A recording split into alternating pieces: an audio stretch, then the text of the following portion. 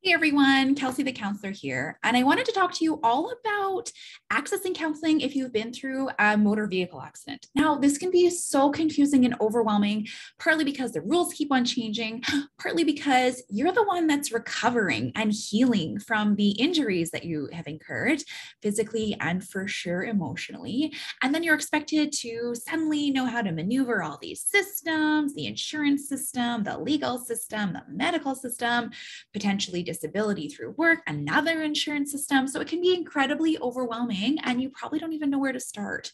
So I wanted to offer some information to you all so that if you are going through this, that you have an idea maybe of where to even start. So obviously I can't speak to the physical health pieces. I can only speak to the emotional health pieces. But the first thing I want you to all know is that you're not faking it. If you've gone through a motor vehicle accident and you're feeling anxious and jumpy, or you're feeling really low, or you're feeling really off, and you just can't seem to feel the way you did before, you're not faking it. You're not just trying to milk the system. You're not trying to slack off. You're definitely not enjoying a holiday from work if you're off work. Recovering from a motor vehicle accident is significant. Being in a motor vehicle accident is a huge trauma. Even if you walked away with all 10 fingers and all 10 toes and no broken limbs, there's still a huge impact to you emotionally. And thank goodness the motor vehicles out there now have these airbags and absorb all the crunch so that our bodies don't absorb it.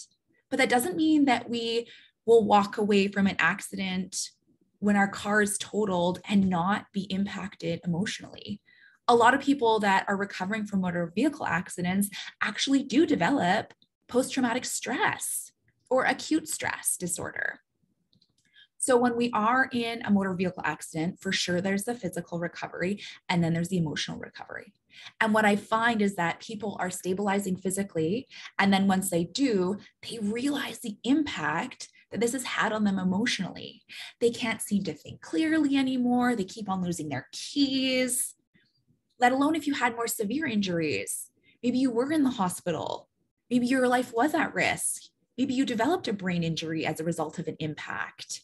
There are so many different impacts from a motor vehicle accident, but I just want you to know that you're not faking it. It is 100% okay and appropriate to seek support. Please connect with your family doctor. That's going to be the first person you want to connect to, or your nurse practitioner.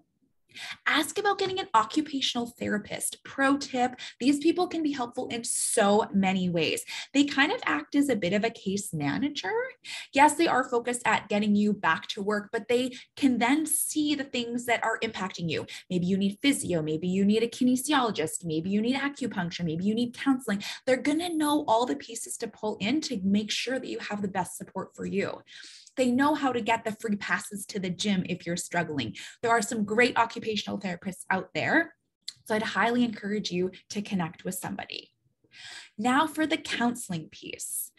This might feel a little strange to access. You're like, I was hit by a car. I'm kind of okay. And I should be fine. I should be okay. Don't should yourself, my friends. If you're not okay, you're not faking it. I cannot emphasize that enough. If the accident in BC has happened within 12 weeks, you are entitled automatically to 12 weeks of counseling. Now, that has to be used up within the 12 weeks after the accident. So that means you have 3 months basically to access counseling. Now, does this always work? No.